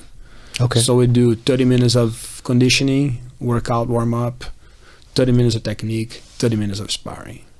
Nice. Right. That's basically the format of the class since I used to train in Brazil with Carlson Gracie Jr. and Marcelo Alonso. Yeah. And it's always been 1.5 hour class, pretty much broken in 3 segments of 30 minutes. Right. Nice. So The fundamentals class is only a half hour. There's no warm up. You just go there and learn basic techniques, and the warm up doing it. Yeah. And it's usually before the adults class. Okay. So it's at 6:30 p.m. we have the fundamentals, and then at 7 p.m. we have the adults class from 7 to 8:30 p.m. Nice. And that's every night.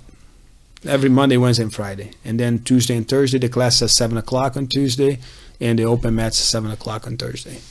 So every 7 p.m. every night, every day of the week, we have a class. Wow.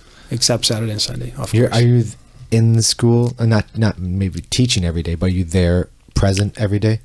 Not every day. Not every day. On Tuesdays, I usually don't go. Okay. Because Evan, my buddy, black Yeah. belt from Atos, teaches there and helps out. And I stay at home with my wife and kids. Okay. At first, it was just my wife and my daughter. Right. But now it was because my wife works in the corporate world, so she leaves the house at 7 a.m. and she gets home at 6.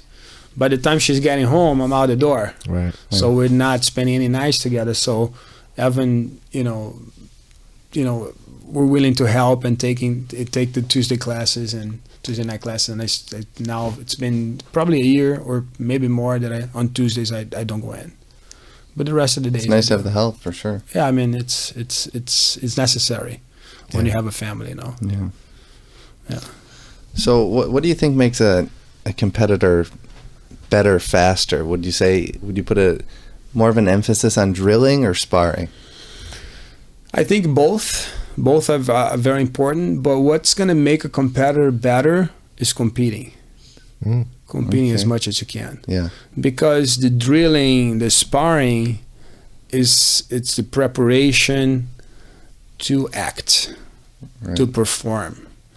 But the performance itself, there in front of everybody, when you have to deal with the pre-fighting, the preparation, the stress and all of that, it's fundamental that you go there and you fight, and fundamental that you go and compete. So if I can make myself a little more clear, I mean, it's fundamental that you do the drilling and that you do the sparring, but the only thing that's going to make you a better competitor is competing. Is getting that experience under pressure, when you tense, and when you're fighting somebody that you never fought before, or somebody that you fought before and you got defeated. So that experience will make you a better competitor. Right. Yeah, I think that's key. Competing is key. Yeah. Sure. You can be a monster at the academy and tap everybody out, but then when you go, to a different environment, and people watching you, and you're fighting somebody that you don't know, or somebody that has a challenging style that you had never faced before. Right. That's when you really learn to compete. That's when you really become a better competitor. Yeah. Yeah, I totally agree. It's like experience in MMA. Oh, this guy's brand new MMA fighter. He goes against an experienced guy. The odds are that the experienced guy is gonna win because he's already, seasoned, familiar with the environment, comfortable with it, and that's what makes him a better fighter. Is experience. Yeah. So the best experience for competition is competition itself. Yeah. The only thing that I have in my mind right now is for that April competition is competing 2 days. Like, I'm never competed like, okay, gi one day, no gi second day. That second day, after competing that, I feel like, when I compete now, it's challenging. And the next day I'm beat. I feel like a Mack truck hit me. Yeah. So now I gotta get back on the mat. Especially if you go to a competition that you have a tough bracket with a lot of competitors, and you make your first fight, you make your second, you make your third. Let's say you don't get to the final, but you already fought 1, 2, 3, 4 times, right? And it's full force, full blast, 100%, 110%. Right. You will feel it next day. Yeah. And then you got to fight again. You have to fight again. It's probably the same people. Sometimes the same people. Right. Sometimes, IBJJF is kind of weird because, for example, if you fight middleweight with the gi, you have to weight 181.5. Okay, with the gi. But then when you go fight no gi, it's like you can weigh. How's that? It's like 5 pounds less or something like that. 5 pounds less. Yeah, like 170. Yeah. So how is that possible? To compete gi and no gi. In the same division. If you have to weight 181.5 with the gi, and then weigh, a different weight without the gi, that's kind of not compared to the gi, to the weight with the gi. Does it make sense? Yeah, yeah. Yeah, so it's kind of weird. I have never asked this, but when you weigh in, I know you weigh in right before you hit the mat, right, with the gi. Let's say, is it normally first day is gi and second day is no gi? Is that correct? Okay. Yeah. So you weigh in that first day, and then the second day, do you have to weigh in again? Yes. Holy shit. Yes. Wow. That's crazy. All right. I feel good about doing that because, as long as I stay light feather, I'm good. I feel like you've got an advantage there. I might have an advantage.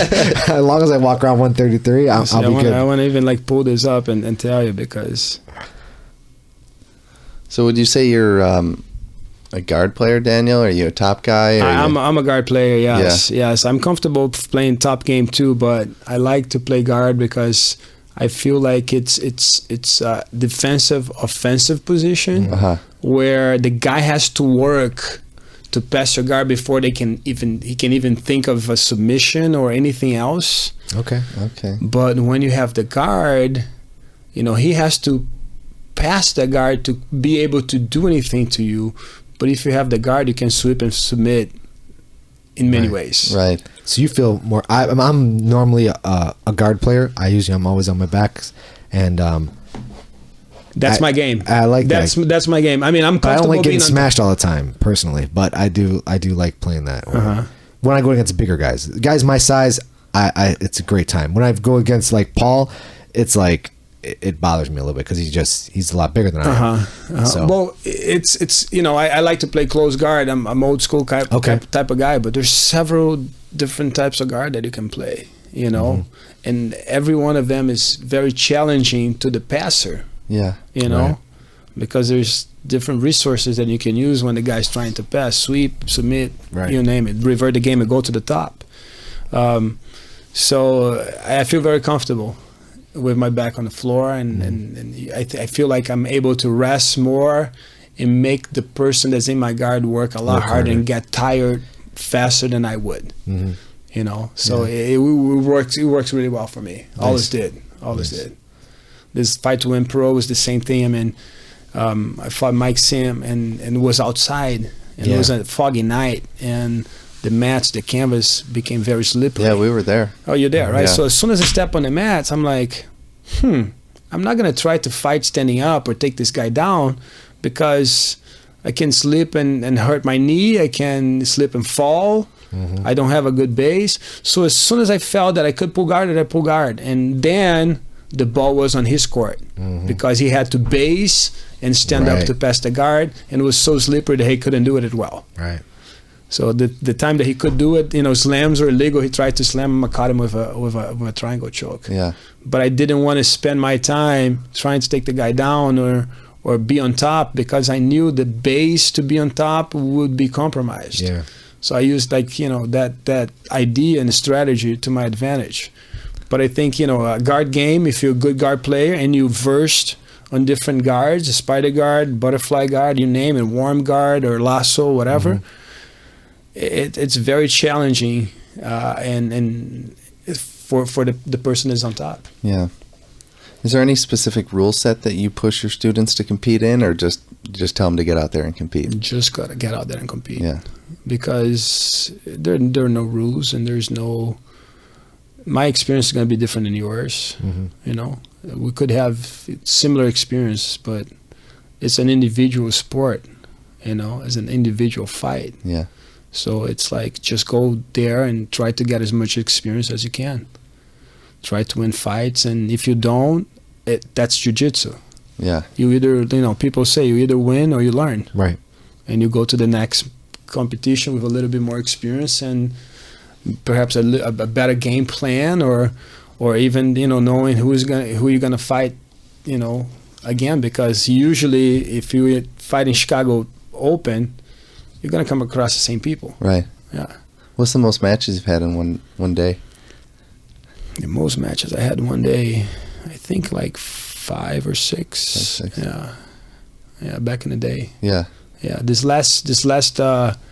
All these last tournaments that I did 1, 2, 3 matches.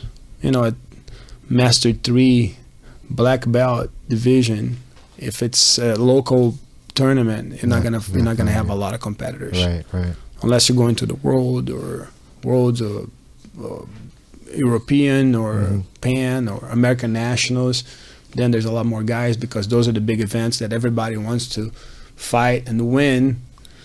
Exactly. To promote their academies, their names and stuff like that. So everybody shows up. But when it's a local tournament, at the master division that we are in, it's going to be maybe 8 guys, 10 guys at the most, 12, if that. Yeah. Yeah. No comeback MMA tour for you? No, I'm too old for that. That's it, huh? Too old for How many that. fights did you have? I had 9 fights. 9. 9 fights. I had 1 loss, 1 draw. The Matt Hughes fight was a draw in my mind. You fought Matt Hughes? I fought Matt Hughes, yeah. It was. They gave him the fight. I got cut, and they stopped the fight because I had blood in my eyes. Yeah. But it was a fight that I had him in a triangle choke, like the one that I mentioned to you guys, Carlos Newton, the Matt Hughes one. Matt Hughes won the title. Yeah. And he picked me up when I had the triangle choke. Instead of like hooking under his legs and not let him pick me up, I let him pick me up because I wanted to punch him. my idea was like, I'm gonna beat him up instead of finishing him. Right. So he picked me up, and I sat on his shoulders, and I started punching his head. He went across the ring like he used to do with everybody and dumped me. Right. We fell down. He fell on top of me, but I didn't let the triangle go. And at the time, I heard him like, he was like about to pass. Strongest guy I ever fought. Yeah. Picked me up again, crossed the ring again to the other side, slammed me again. At that time, we hit heads. I got cut, and the blood started like gushing down in my face. The referee stopped the fight and gave him the fight, like a no contest fight. What year was that? 1999. 99. Yeah. Do you remember the promotion? I think it was Ironheart Crown. Okay. Yeah, Ironheart Crown. Yeah. So Shoney Carter, Matt Hughes, who else you fight? Dave Strasser, that fought the UFC as well. It was a Muay Thai guy, I think Muay Thai guy from the Militage camp. Okay. At Militage. Yeah. Tough guy too. I fought the guy, I don't even know what year, but it was the Extreme Challenge, promoted by Monty Cox. This guy's still a fighter promoter and manager for fighters in the UFC, I think, still. It was a tournament MMA fight. It wasn't a single match. Oh, wow. It was a 4-man tournament. Okay. So I fought my first fight. I finished the first guy, and then I went to the final against Dave Strasser, and he got me pretty good. He was a good kickboxer at the time. Like I told you, I didn't focus on who am I fighting, what do they do. What do they do, right? I had such confidence in my skill in jiu-jitsu that I'm like, whoever you put in front of me, it's fine. Right. I'll beat him. But it didn't go my way. He got me some good, shin kicks on my thigh. It started kind of like getting me weaker and weaker and weaker. I went from a kind of a Hail Mary type of thing to try to take him down. It was a boxing ring. We bounced against the ropes, and I fell on the bottom. As soon as I fell down, he fell on top, kind of like, I don't know if it was kind of half guard, and got me pretty good with a couple of shots on the head, and I kind of lost it. Oh, wow. And then he, finished with like maybe another 4, 5, 6 shots on the head, and they stopped the fight. Yeah. And that was... That's a good career, though, you had. Yeah, it was pretty interesting. Good experiences. So you said in the beginning, like you got into MMA to promote the school. Mm-hmm. Did it work? Is that... It did. I mean, you got more students for coming in? many years after, to this day, I meet people and like, man, I used to go see you fight at, this and that place. I saw your fights. I saw all your fights. Right. Sometimes they tell me things that I don't even remember, that people remember. So to this day, I still got, kind of a little bit of a fame of those days that I was fighting, and MMA was like, wasn't what it was today. You know, there's just a few crazy dudes there fighting MMA, and everybody else was like in awe or freaked out, or one day I'm gonna do that. Right, right. So it's pretty cool. Pretty cool that I still got some people that remember those days. It was some 18 years, 15 years ago, something like that. Yeah. Back in the day, was there any dojo storming back in the day? Like you see, like the old Gracie in action films. Like no, that only happened in Brazil. Is that it? Yeah, it happened in Brazil many times. Right. And I've been in situations like that.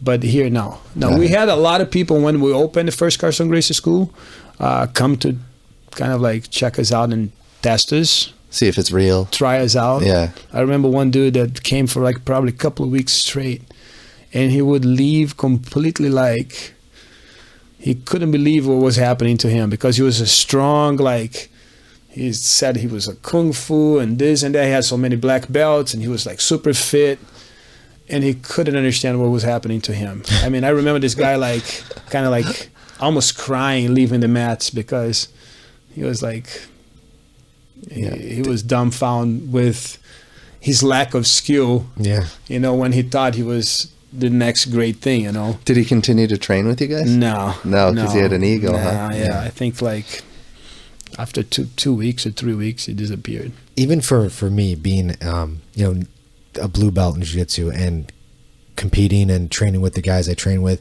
it's still, to me, I still get amazed by, when you roll with someone and maybe they're not as skilled as you, how and you just think to yourself, you're like, wow, I can't believe that I can do this to this person. Like, it's just still, I'm in awe. I love it so much, and I just love like that feeling and learning and just being like, wow, and then when you roll with someone higher rank, like when I roll with you, and you're just like, taking me completely out of my game. I'm like, wow, it's just amazing to get to these levels, and the black belts I get to roll with, and it's just, to me, it's just so cool. You're never going to be like the best. You're never going to be at the top dog. There's no top dog. I mean, it's just, you're always constantly learning. There's never like a plateau. There's just never a plateau. And that's something that's so nice about it, Yeah, jiu-jitsu still amazes me, Yeah. And I had the same feeling when I was kind of like the big dog in town. A purple belt. There's no purple belts. Right. I was teaching people when I was a purple belt. Yeah. And I had big guys, small guys, different martial arts come and try it out. And I was like a 21-year-old kid, that brought something that nobody knew, and it was almost ridiculous, what I could do to people, and people had no idea. I mean, now the game changed, and everybody has like a broader knowledge of jiu-jitsu, or know a little bit more about jiu-jitsu. Right. But back then, people were clueless. Yeah. It was like watching Royce Gracie in the first UFC and the second UFC. Like people like, holy moly. Yeah. How did it do that? And I was doing things like that to people, and I'm like, man, this is pretty cool. I can beat everybody. It was a fun time, man. Yeah. I got guys from black belts from Carlson Gracie like, dude, you used to abuse the heck out of me, man. You used to so many people came to me. It's like, man, you used to abuse me so badly. And in my mind, it wasn't, I was just having fun, I was just beating people up because they wanted to, Yeah. Oh, you want to train jiu-jitsu? Okay, let me show you what, I can do to you. I mean, it's so weird that like what we do as a norm, like 4 days a week, I go and, I fight with my friends. Like, we literally try to choke each other out, break each other's arms. Yeah. It's, and then you tell people like, it's awesome. It's awesome. Like, what are you guys doing? It's stress relievers, meditations. Like, do you still think about your heart attack when you sparring? I'm like, dude, I don't think about anything. Nothing. You get there with any problem you may have in your head, any stress, anything, and you leave there, it's like, they washed your soul. You feel light, and you feel calm, and you feel good, and you feel, I feel like when I'm done rolling, I get that like that euphoric, like that, like I just feel like so like just so happy and so at peace. I'm so excited. It's crazy. It is. Weird. I get home, class is over at 8:30. 9:30 I leave the academy because people shower and everybody gets ready, and I clean up and stuff. I get home like close to 10 o'clock. And sometimes I can't go to sleep until 1 o'clock. I'm that tired. My body hurts. I'm beat up. But it's still like the energy, like your mind is like clear, and you like think like it's like you took something, took a Red Bull, and you're like, and you're like, how can I still have this energy after I spar for an hour and a half? And how the clarity of thinking, clarity of thought, it's crazy. Yeah, and it's good. Everybody should do it. Yes, everybody should. I got the same problem. It takes me hours to wind down. You got it. Same thing. I don't get home till 9:30 or 10, and it's just like can't sleep until 12, 1 o'clock in the morning. Exactly. My wife's like, "Why are you going to bed so late?" I'm like, what time did you go to bed last night? I'm like, midnight, 1 o'clock. What are you doing? I'm like, just watching videos, watching TV. Why didn't you go to bed? I'm like, I couldn't. It's just like so hyped up. Right. But it's like, it's that hyper feeling with the parallel to the sense of, with the feeling of calmness and relaxation. Right. It's weird. And it's like, no matter what problem you have, you step on it. No matter what's going on in my day or anything that's going on, once I get to the academy, everything clears out. Yeah. And once you start training or teaching, training and sparring, I mean, it's just being on that mat. It's meditation. I think what they should do now, I'm thinking about doing it with my own office, is just, instead of carpeting my office, I'm just gonna mat my whole office. You step out, take your shoes off at the door, just get on the mat. You're gonna have your clients take their shoes off. Why not? All my employees, that's it. We're all wearing. You either wear a gi or spats to work. That's it. All right. If I feel the need to have to take you down, I'm taking you down. Yeah, it's jiu-jitsu, man. It's one of the best things, Yeah. I can only compare jiu-jitsu to surfing. you know. And maybe sex too, you know. Yeah, right. Forget about everything. Yeah, right. And if you relax it, you know. No, maybe not as, you know, like hyped up, but yeah. Yeah. But, you know, surfing, it's something that also clears your mind like Yes. that. I grew up surfing in Brazil, and once you're in the water and you start paddling a surfboard and you sit out there waiting for a wave and you catch the first wave. It's like nothing, right? Dude, it's incredible. Yeah. I'm on board with the surfing. I've never surfed. I've been in the ocean. I can't get on board with being in the ocean as an adult because I know there's sharks in there. There's dude. sharks. There's like dude. living creatures, and I just respect it way too I'm much. not gonna They don't want to eat you, man. Yeah, but a lot of however, fish. No, but a lot of fish to eat. it There's a lot doesn't of matter fish. if they want to or not. You step in that, you're on the menu in that thing. And So Paul and I are avid snowboarders. Actually, we're going to cool. Utah tomorrow. That's really awesome. Yeah, That's really so awesome. that's for me. That's my surfing. Like snowboarding Yeah, for me it's is just very similar. very similar. Very Yeah. So similar. we're up in like we're hitting like about 11,000 feet up in a mountain, and we're just it's like there's no sound, nothing. Yeah, just I've dead snowboarded silence. before. It's awesome. It's awesome. It's amazing. But you guys from the Midwest, I mean, I couldn't expect you guys to be surfers. Surfers, You know, I grew up- exactly, yeah. Right. I grew up like my neighborhood, like you know, it's almost my building is almost in front of the beach. You know, it's like this second row of buildings. So in an angle, I can look at the beach over there. So it's just like it's first floor. I go downstairs, cross a couple of streets, I'm at the beach. Yeah, right And there. So I grew up surfing, and it's like you could catch a couple of waves before work. oh yeah, You know? oh yeah. I mean, I'd skip a lot of school classes. My dad had to go down the beach many times to get me. And, Yeah. and a lot of my friends to this day live in the same neighborhood, and everything revolves around what time am I going to go to jump in the water and you know, goes into the ocean and stuff. You know, sometimes people go before work, sometimes after work. So there's some guys that they live close by, they work close by the neighborhood, and at lunchtime instead of having lunch, they come and go surfing. Yeah. You know, it's pretty cool. Yeah. But jiu-jitsu it's better. It's even better because you don't need the waves. You can do it anywhere. Anywhere. You know. Yeah. you Yeah, know? exactly. It's cool. It's cool. So, do you guys have any sponsors for your gym, or No, we don't. Are you sponsored by any? No, I'm not. No. I'm not. Since I started competing last year, I'm thinking of looking for sponsors because I want to compete more. Yeah, yeah. But no, I don't have any sponsors right now. All right, so you're on. So definitely looking for. That some. would be nice to have somebody that could help me out with the cost of competing, to competing and all right. of that. You know, and then provide. I'm sure you have like a ton of gis and I like do have clothing, a ton right? of gis. Yeah. People ask me how many gis do you have. I'm like, I don't know. You have no idea, right? I don't know. The other day I opened my closet. I'm like, oh yeah, I got these three new gis that are stacked on a corner over there. They happen to be show roll gis that I think are way too expensive. Right. But you know, I got a deal from friends and the students and stuff. Do you have a favorite gi? Do you have a favorite brand No, that I you wear? think a gi is a gi, man. Yeah. A gi is a gi. I mean, the patches, the brand. It's all the same. Huh? It's all the same. I mean, some look better than others. Some are cooler than others because of, you know, it's what everybody's wearing or have this different design or patch and stuff. Right. But I'm a very traditional guy. I mean, I like mostly white gis. You know, I don't like a lot of patches and stuff on it. I put my academy patch and my Carlson Gracie team patch on the gi because that's what you know. That's my identity. Yeah. But I could easily wear just a white gi with nothing on it. I'll be very happy, and that's all you need. Yeah. You don't need anything else. So how are you on social media?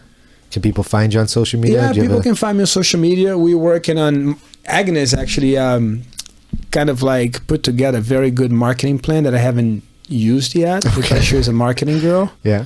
And she brought me a file with this much paper, man. And it's like, I did all kinds of searches and research and area search. And if you do this, if you want more women, if you know, and it was quite overwhelming. And I'm like, I'll get to it. Right.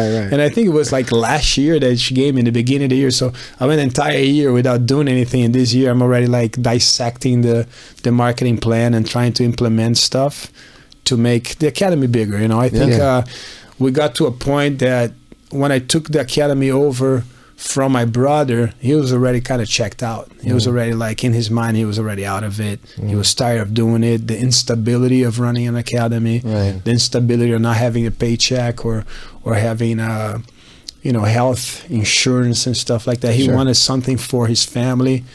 more than just, trying to make it every month. Right.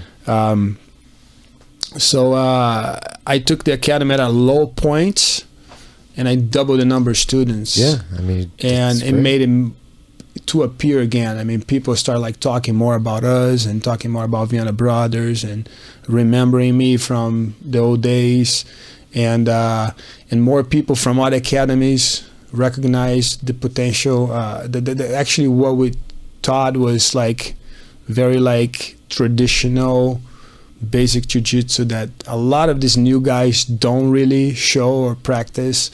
So more people start coming to our academy to train on open mats. And then I reassociated myself with Carlson Gracie.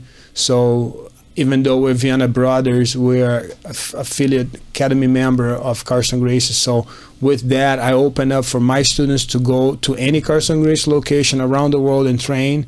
Nice. And anybody from Carlson Gracie network come to my academy and can train at any day, anytime for no charge. That's great. So there's like now a unity, like a more like a Carlson Gracie community where all the schools kind of like watch each other and train in each other's schools, and that kind of promotes the environment of our jiu-jitsu, the evolution of our jiu-jitsu. Right. Having more people in different styles and sizes to train all the time, you're only going to make it better. Right. If you have like back in the day, nobody could train in different academies. If you're Carlson Gracie, you train only Carlson Gracie, only at that location, that's it. You would be a trader if you go somewhere else. Yeah. Wow. People wanted to keep their information to themselves and their styles to themselves, and that's how it ran. Nowadays, it's like with jiu-jitsu propagated around the world, you got people that don't live in one city. They travel a lot, so they go to different academies. There are people that live close to different academies where they have friends in different academies, so every once in a while they go train at a different place. That only makes your jiu-jitsu better. Sure. You're training with different people all the time instead of the same partners day in and day out. Yeah. If I know your game and you know my game, at one point it's always gonna be the same thing. Yeah. But then if I don't know Paul and he comes in, he will surprise me with stuff, and he's gonna make me react in a different way, and the game is gonna go different, and I'm gonna have to not use the position that I'm used to because I know they work against you. I'm gonna, have to, do something different and get my game a little bit, more up to the challenge. And we all grow. And we all grow. So that's my idea. It's make jiu-jitsu not free for all. I mean, I have to run an academy and make money, but make it in a way that I'm not only looking for a profit. I'm looking for the experience of my students, and the experience of other people coming to train with me. Right. Yeah, it's a lifestyle. I mean, jiu-jitsu is a lifestyle. It's a lifestyle. It's a lifestyle. Yeah. But when you run an academy, running an academy is not an easy thing. There's ups and downs. There's always you have a core set of guys that are always there, and then there's the come and go type of guy, and there's the guy that won't last for too long, and you have to always, it's like sales basically, you always have to find your next sale, Right. and try to keep that sale, that person as a repeat customer or client. It's interesting, and it's difficult, it's challenging, because it's very hard to keep your numbers the same at all times. Right. Have the same number of students of all time, the same type of revenue all time. That way you could budget and plan for the future and stuff. Difficult because people get injured and they want to quit. People change jobs and they move away, like Agnes and Canada that he met. People, life gets in the way. Right. Like you said, like you guys could have been doing jiu-jitsu for 10 years, but something happened and you stopped and you went back. So it happens all the time, and that kind of like makes you have to keep rethinking what you're doing with your business to keep it afloat and to make it profitable. You know.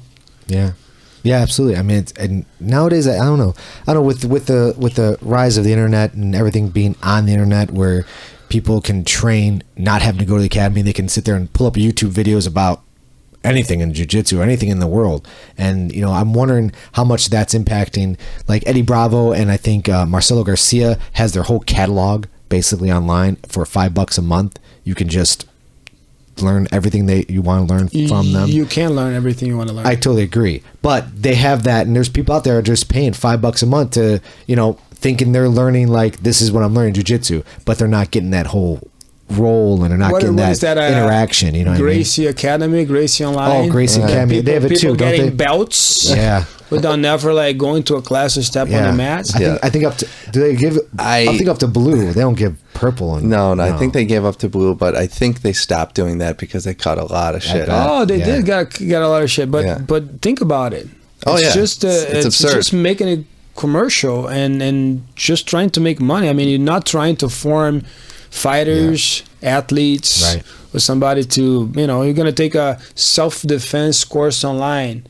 When shit hits the fan, are you going to be able to do anything that you learn online? I mean, no way. The way I learned jiu-jitsu was the way that it was taught since martial arts existed. Mm-hmm. You go to a dojo, and you put the time in, and hopefully you have a good teacher. Mm-hmm. In my time, when we started doing jiu-jitsu, there's no books, Gracie magazine, Tatami magazine, you name it. There's nothing. You want to learn jiu-jitsu? You got to go to the school, you got to go to the dojo, and you got to train every day. Otherwise, you're not going to learn it. Yeah. There's no other way. The first books that appeared that I actually got my hands on were like books written in the United States, translations of Japanese books of physical training, judo, and jiu-jitsu. That's what I got. There's nothing else. Yeah. You know, you want to learn, you got to go and step on the mats and learn. Nowadays, it's very diluted, and there's like a lot of self-promoted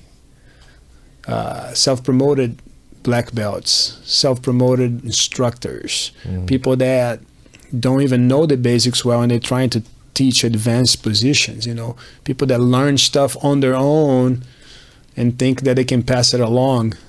Right. You know, it's mind-boggling to me, because that's not the traditional jiu-jitsu. That's not the traditional. The tradition of jiu-jitsu. That's not the tradition of martial arts. You can't learn martial arts by yourself. You need somebody has to pass it to you, and you need the experience. You need the drilling under a watch of somebody that knows what you're doing. Because you see something online and you go, let's say you guys watch a video and you want to practice. A lot of times the videos that are shown online, they don't show all the details, and they don't take the time to say, hey, but if the guy does this, now you got to do that. You know, it's like there's a lot more than just watching a video and trying to imitate what the person is doing. Right.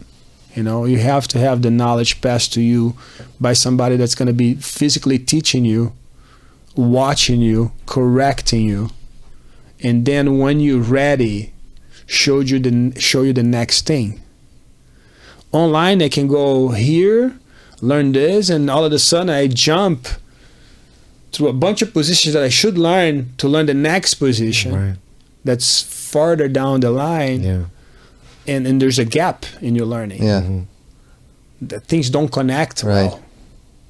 Oh, I know a lot of positions, but I can't make them connect to other things. Yeah, that's super important. It's super important. The experience on the mat is super important. And everybody watches videos nowadays. I watch videos. I go and watch Marcelo Garcia. I go and watch Eddie Bravo sometimes, because I think his game is different and it's no-gi and it's interesting, especially like after that last fight with Broiler Gracie. Yeah. You know? That one right there. Exactly. You know, and I watch Buchecha, who is, in my opinion, the best of all times. I watch Roger Gracie, is another one, probably one of the best of all time. But I try to get things here and there, and I see pretty much what they're showing, and I understand, and I know the details because I've been doing it for 25 years. Right. But a white belt will miss a lot of the details, a lot of the basis of it, how he got there, and from there, if the opponent had reacted, what would be the next thing? So online learning, I think it's a fraud. Yeah, it's a fraud. It's good to open your mind, to show you different styles, and different things that people are developing, you know, or evolving with the game, but it's not the way to learn. Yeah. It's just a supplement. Yeah. Maybe a weak supplement. Mm-hmm. You know, you can learn from watching videos and trying to do it on your own, I don't think. But maybe you can, but I don't think it's going to be a solid fundamental learning. Right. I think that's my opinion about the online courses and things like that. But then you see Saulo Ribeiro and Shani Ribeiro doing the BJJ library that they've been, you know, putting together, and there's all these courses online, and they only like showing stuff from great fighters and great teachers. That's a good source of information, but it's not the main source of learning. Yeah, you're still not training. Shouldn't be the main source of learning. Right. Yeah, you're not you should training. still be in an academy. Yeah, you physically need to do it under instructor that's going to watch and correct you and show you how to put it all together, and you know, and that's, to me, that's the only way. Right. Yeah. Great. Yeah. So I know it's getting a little late. All right, I'm not even paying attention. We've been here for a little while. Yeah. So your academy is located where? My academy is located at 2128 North Milwaukee in Logan Square. And website? Our website is www.viannabrothers.com. Okay. And then any social media? We have our Facebook page. Okay. You know, our Vianna Brothers Facebook page. I also have the Facebook group. Okay. You know, where, you know, a place we put pictures and things of everyday classes and information and stuff like that. And we're about to revamp our website a little bit, and that's pretty much our Instagram. We do have Instagram, okay. Vianna Brothers, Twitter as well. Okay. I'm more of a Facebook guy, but now I know that not now. A lot of people have been doing Twitter a lot more, and Instagram a lot more for a long time. So I'm kind of trying to add that more to what I've known is that I've been doing Instagram, and what I do, I linked my Twitter and my Facebook to the Instagram, and I just post to Instagram, and it goes to the other ones. And it works that's really what well. I'm doing. That's what I'm doing. It helps out, but I still need more followers. Man, it's hard to get followers. So I follow everybody. Yeah, come on, guys. I'll be following you. Yeah, thanks. I'll be following you. Yeah. Yeah, we get a hell of a lot more downloads than we do get followers. It's kind of it's. Man, I heard great things about your podcast, and that's why I was thrilled to be part of it. Thanks. Students of mine said great things about it. I mean, the fact that you guys are on iTunes and Paul were telling me that you have average 1,000 downloads from each of your podcasts episodes and. It's pretty cool. Yeah, it's growing, neat. And we're super. I just ran into a couple of guys who listen to our podcast at 10 Planet Lombard, and Benson and Eduardo. They listen to it, and they came up to me like, "Hey, you're Anthony Zito from the podcast." I'm like, "Yeah, that's me. Nice to meet you. You know, it's great. You know, famous. Yeah, be like Joe Rogan or something. Yeah, right. Yeah, but no, it's a lot of fun, man. It's a good little thing we do on the side, and just trying to learn as much as we can. I just learned a ton tonight talking to you. So not that much. I mean, every time we do one of these, I just want to go train afterwards. That's true, right? So, me too. so I'm so frustrated. This last month and a half, I haven't been able to train, and every time I extend my arm, I'm like, it reminds me that I should get surgery. Right. Mm-hmm. It's going to take another 2 or 3 months to recover and be back to where I was a couple of months ago. Yeah. I mean, this last year was a phenomenal year. I think the fact that I started competing, I started leading by example, and a lot of my guys are thrilled to be competing. They're looking from smaller tournaments to IBJJF. Everybody's hyped up, and everybody's especially when you go and you got good results, right? And if you go and you get your ass kicked, people are like, I don't want to compete. Right. But then you go and you win, and you bring gold medals, silver medals, bronze medals to the academy. People are like, oh yes, and say, I want to train hard. I want to compete too. Yeah. When should I start competing? I'm like, you should start competing as soon as you want to compete. Yeah. There are competitions for white belts and blue belts alike, and then the more you do it, the better it's gonna get. And the more confident you're gonna get, and the results will come. Yeah. So that's my advice to everybody that's doing jiu-jitsu, who sometimes think that, I don't know, I'm a little skeptical, or I'm afraid, or I'm gonna get hurt. And I'm like, no, just put it out there. That's it. Do your best, put it on the line, and see what happens. I mean, worst case scenario, you're gonna learn more. You learn more. You Exactly. learn more. You know, the learning in jiu-jitsu never ends. Never. Yeah. Never ends. Well, Daniel, thanks for coming and doing the podcast. It was great meeting you. My pleasure. I can't wait to come and check out your academy and And train I can't with you. wait to This would be great. listen to your other podcasts, including mine. And I will be talking about you guys to a lot of people as well. Thanks. Hopefully Thanks. your business will grow. Thank you. Yeah. Congratulations on your new baby girl. Yeah, And congrats. congratulations on being alive. Oh, yeah. Yes. Yeah, it's good to be alive, man. All of us. Nothing fantastic.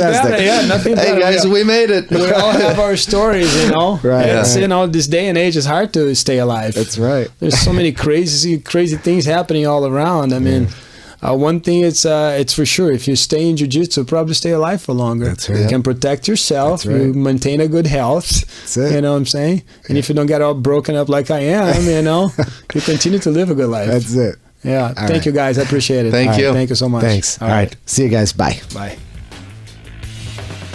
Thanks for joining us on another episode of Grappler Union. Siri, how can our listeners find out more info? For more information about Grappler Union, you can visit them on the web at grapplerunion.com or follow them on Instagram and on Twitter at Grappler Union. Like them on Facebook at facebook.com/Grappler Union. Also be sure to subscribe on iTunes. All episodes are available on the Grappler Union YouTube channel. Be sure to subscribe. Anthony, I really enjoyed the podcast. Can't wait to hear the next one. Thanks, Siri.